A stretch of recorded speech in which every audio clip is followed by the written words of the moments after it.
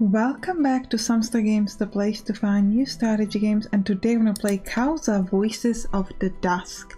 Now this is a roguelike deck builder and it's a multiplayer game. So it's a free game that you can download anytime you want, and then does contain in-game purchases. So the idea is that you can buy new cards. We, however, are going to play with the basic version of the cards.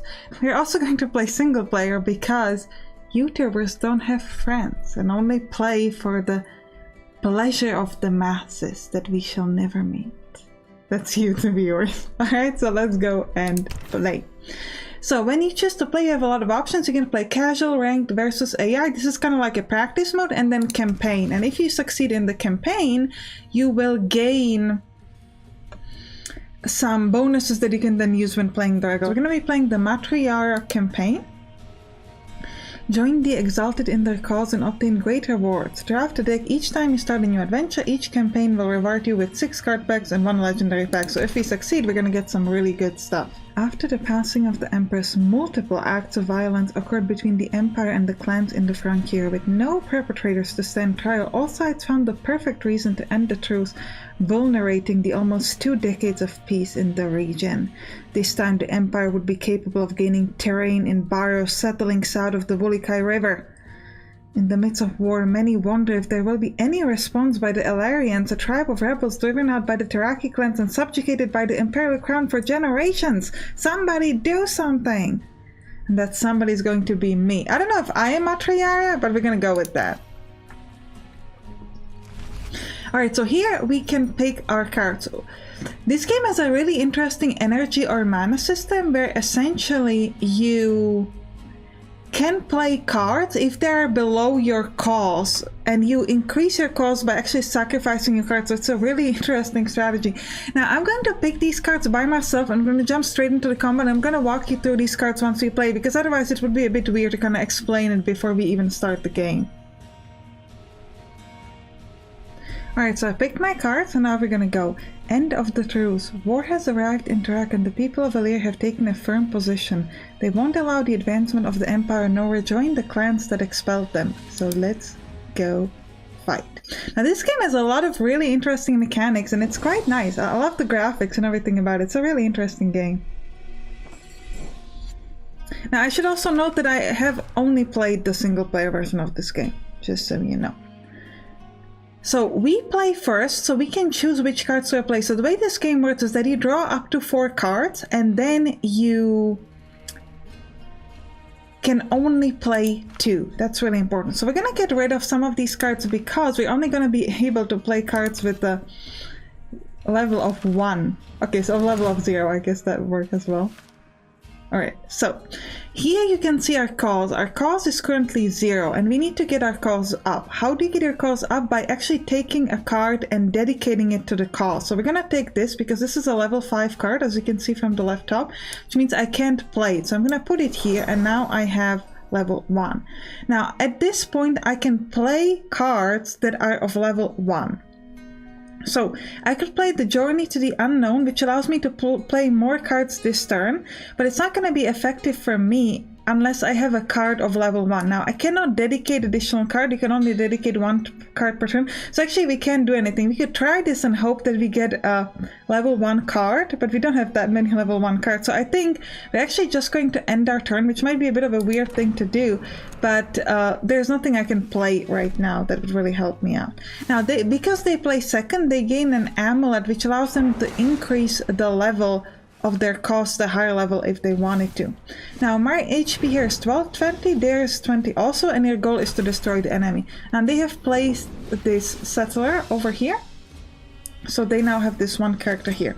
Now this character is vigilant, which means that you have to kill it before you can hit her. Now I'm going to sacrifice this other card, and now I have 2 calls, so I can start playing my card. So first thing I'm going to do is I'm going to place the Nalarian Viper, which is lethal and sneaky, which means I can attack any target, even ignoring the vigilant targets, and if it damages a character, it destroys it. Obviously that doesn't apply for the hero. So these actually only have 1 HP here and 2 here, so I could just kill it, but if he had someone with HP of 3, I could still use this to hit them. Now I'm going to place Solember. This is a support and I can play it, and it's going to show up here as a support, and I can choose to click on it and activate it, which will give any character of mine a +1 attack and give me +1 play for the turn. Now, also, we get here an option. Every time you get a cost a specific number, you can pick bonus. So we're going to click on here and see. We can invoke a frontier combatant. So someone that has 3 attack and 2 defense. Or we can invoke a short bow, which allows us to deal 1 damage to any target, and it's a support. I'm going to take a new combatant. It's unfortunately not vigilant, so they will be able to hit me. But that's okay. So we're going to end our turn here. Now, what expense that means is that it will take a card away from my list over here. If you can get the enemy list to 0, because someone you can expend enemy cards, you will be able to make them take damage simply because they don't have any cards. Soldiers, let's put an end to these savages who threaten our peace. How dare you call me a savage? Damn, they keep coming. We must resist. We will, don't worry. We will. They killed my snake. They killed everything. But they can't do any more, so it's pretty much okay. Alright, so we are going to get rid of the green razorback because we can't use it anyways. And now we've got 3 calls. So I'm going to place this range character. Range characters are cool because you can use them to attack an enemy and they do not get hit back. Now I can set attack and health of any friendly character to 5-2 and give it rush. What does that mean is that means that they can immediately use their attack. So I'm going to use it, and I'm going to have her attack actually... Oh, I can hit them? Okay, apparently not. I thought I could hit the hero, but apparently they've got some defense. Even though it doesn't seem like they're vigilant, so interesting. I'm going to draw an extra card. Oh, I can because I'll use up my cards. I could give +1 play for the turn, then play this, and then play the new card if it has less than 3 energy. Do we want to risk it? Probably shouldn't. Nah, we shouldn't, because this gives +1 attack and it's pointless to give it to her since she's not attacking. So we're just going to wait it out a little bit.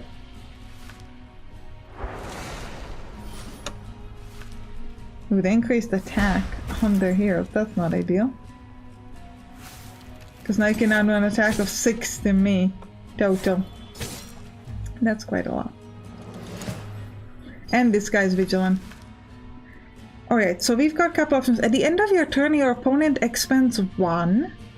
It's pretty interesting. We can draw a card, deal 2 damage to all characters with attack 1 or less, and then give +1 attack to your characters.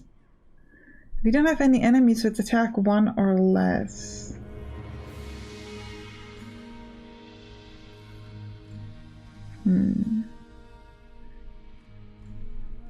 I'm going to place this kind settler. It's going to allow me to draw a new card. Now we're going to get rid of the crossbow and increase our cost to 4, which gives us some sort of a bonus, so let's check. Invoke Raging Soldier, 2-2 with a rush. This would allow me to kill one of the enemies, or deal 2 damage to all characters with attack 1 or less. So we're going to summon the Raging Soldier because we don't have anybody with attack 1 or less. I could increase attack to this warrior because he has rush. Let's do it. And it allows me to play an extra card. So he's going to kill the enemy warrior. Now, I can play my Teraki Shade.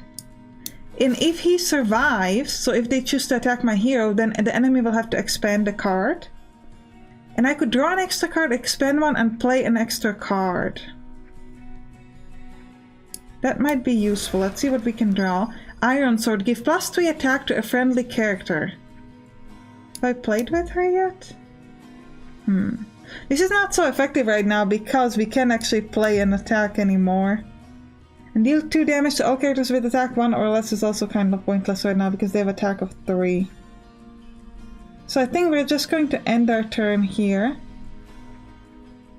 Yeah, actually we can play the support because we'll have it as a use, so we can use it later. We don't need to use it right now. So we're gonna do that. Unfortunately they will kill most likely both of my heroes. Wish their attack got lowered. Then we could do some nice damage, but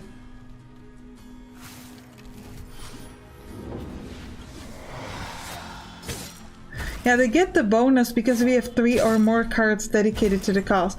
Now, another interesting thing of what you can do is you can actually grab cards from your cause and you can use them to, you can play them. General, the reinforcements we were expecting have arrived.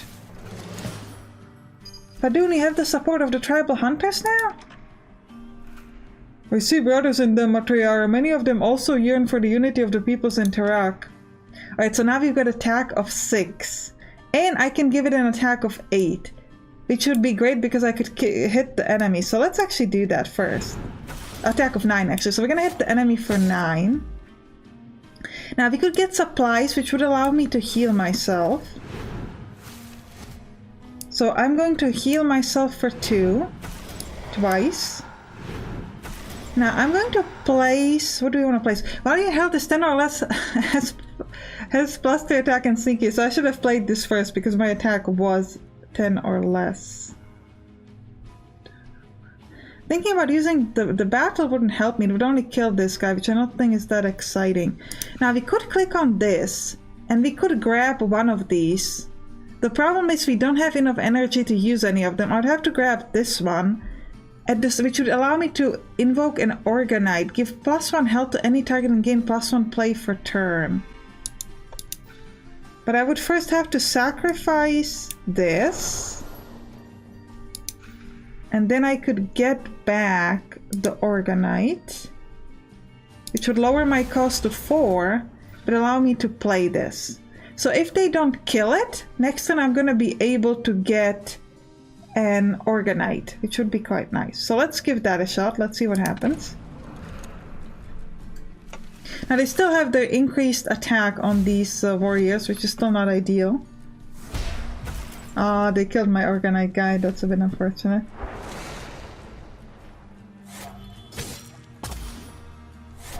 Now this guy's attack of 9. So we can use him to destroy her for a lot. Alright, so let's start with an attack on her. Now, gain +1 play for the turn upon playing him. Whenever its attack and survives, your opponent expends 1. We definitely need to play this, because we need to make sure that they start hitting our people. Otherwise, we're gonna be in trouble. Now, we could use the deal 2 damage to all characters with attack 1 or less, because that's going to kill 2 of their characters.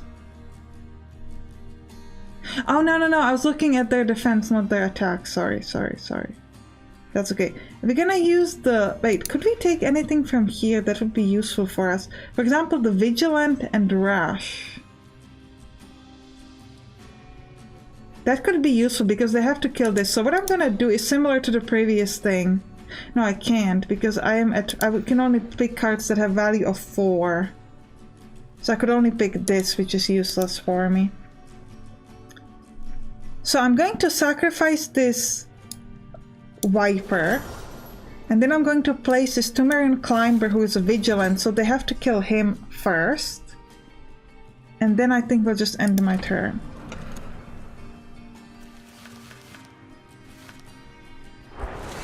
Sacrifice the character, interesting.